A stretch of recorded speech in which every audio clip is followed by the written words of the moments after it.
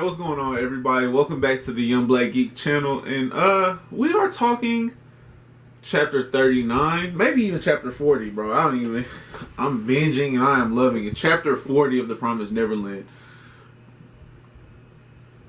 Shout out William Minerva, and we still don't know nothing about this man. What? That was just called, don't worry. We still don't know nothing about this man, and the fact that he just dropped a survival guide for anyone that can escape. Like, think about the chances of that happening, where like you successfully escape the farm, and you happen to see the clues that like, hey, this one of these books is different like than the rest of the books in here. So you grab that book, and it's a survival guide to how to navigate the forest around you, because you didn't escape from the bridge like a regular person would, that probably has a road to get you to a civilization. Like, no, you took the hard way around, and just for that, I have something for you, my friend. Just hold my beer while I write this immaculate story that details how I survived this forest outside of here. But it all works, man. I'm actually okay with it, because it didn't come off as too easy. I mean, this post-escape is supposed to show like some growth for characters, as well as become a bonding experience for these kids, because while they did grow up family, like these younger kids, I mean, we're 3 months removed from Emma finding out anything was different, period. Like, in 3 months isn't that long of a time if you think about it, from prepared to change their entire lives. And the younger kids have had less time than that.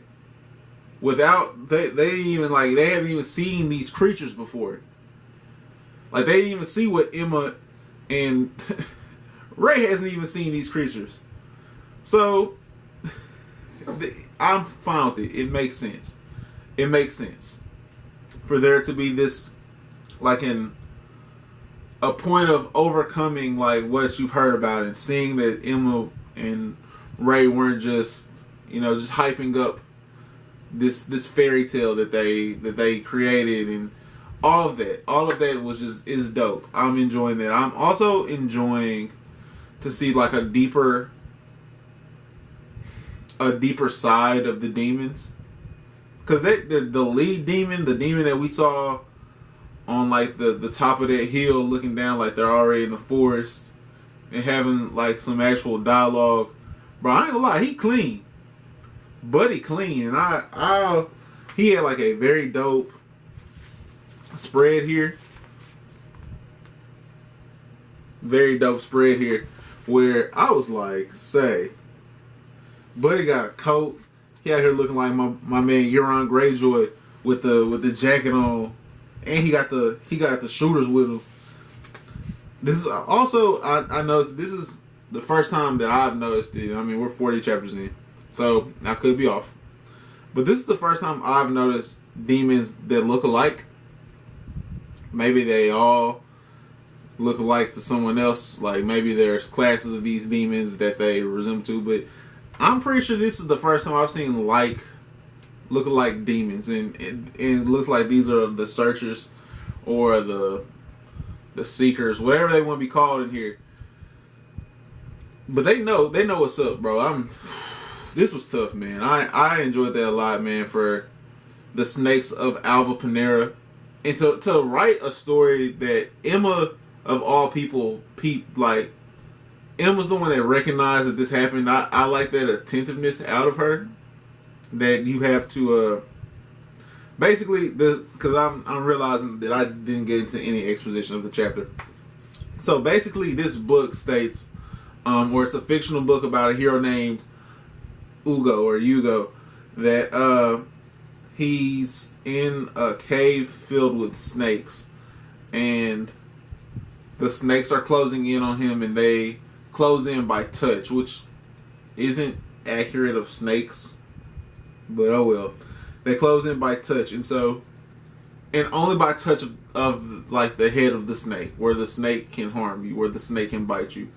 So, and that's a point to say that it's not all of the vines in the cave that the kids are in are dangerous. Just the ones that are actively moving from the back.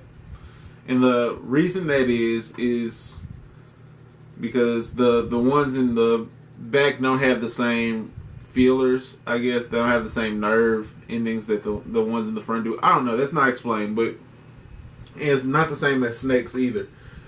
But in this story, snakes figure out where you are by touch, and then they strike you. So the ones that are moving towards you are the only ones that can hurt you. So you can touch the ones in the back and be fine. Same thing is accurate in the cave. And on top of that, you have to climb up the opposite side and create this air, because it's like a very warm, like moist air. So like the thin, cool air is what damages the tree / snakes. Well, in the story, the snakes fall asleep.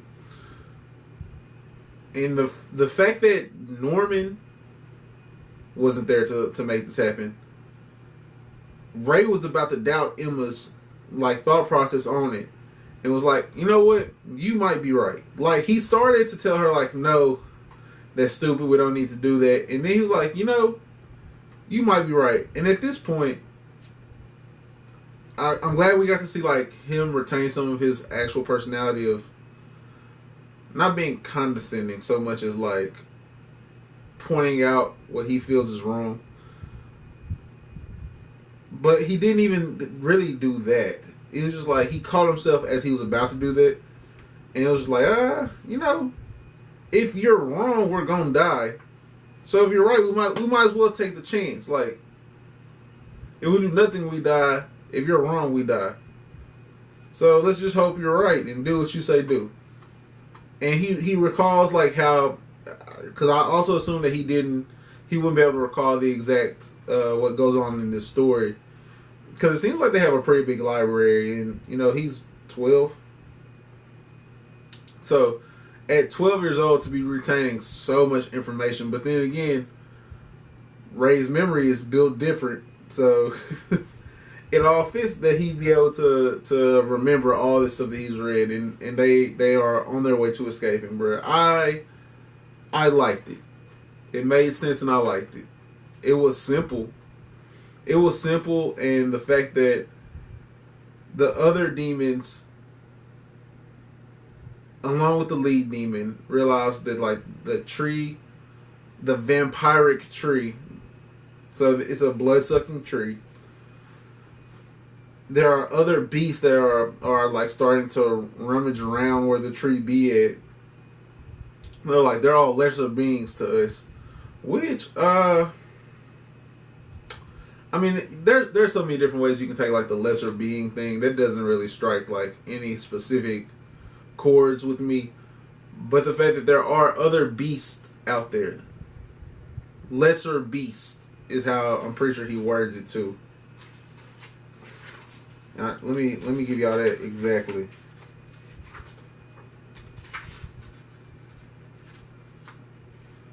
Inferior species. I'm sorry.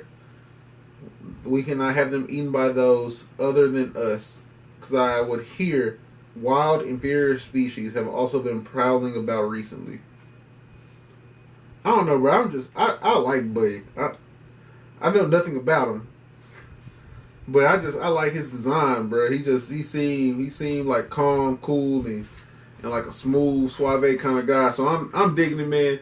I'm gonna get one more chapter in today of this, and try to rip off 5 chapters in 1 week, and then go back to my regular 3. But you know, when you take a hiatus, bro, you gotta do something crazy. So I'm finna try to drop 5 reviews in a week, like Monday through Friday, and then stream one night is the goal. So one more chapter. Like this video if you liked it. This was an 8 out of 10 fire emoji chapter for me. I enjoyed a lot of things. I enjoyed the simplicity of this chapter, and I enjoyed that there are things that you can take from this chapter where we saw the expression that Nat had, and where he was ready to distrust what Emma had going, and that trust was re-earned with them being able to escape, and the bonds are solidifying within the group of 15 kids, where we've escaped a major trial right off the gate. So look, like we can trust the leaders, and we all can get through this. Like we all had a part in doing this. We all have to climb out here together. So togetherness is happening. I would like. You know what? You know what? No. 8 fire emoji chapter. Like this video if you liked it, because it goes a long way. Or dislike it if you didn't like it. I mean, they both go a long way. They let me know what you guys are into.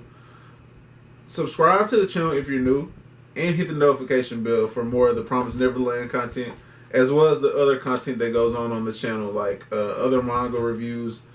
The occasional video game stream. The occasional movie video. I mean, right now, it's a lot of manga reviews up here. I'm not going to lie. But the eventual goal is to have so much more on the channel than just manga. So stay tuned for that. Hit the notification bell. In the comment section below, let me know how you guys feel about the dialogue that we're getting from the demons, and maybe a slight edge of personality where this guy seems like he's all business. It's all about business. Sorry that I keep wiping my nose too. I know it's the editing. But bro, pollen in the spring in the south, man, it is real. Like allergies are real. I'm stopped up. I have a headache. But that's gonna be it for me, guys. I hope you have an outstanding rest of your day. Peace.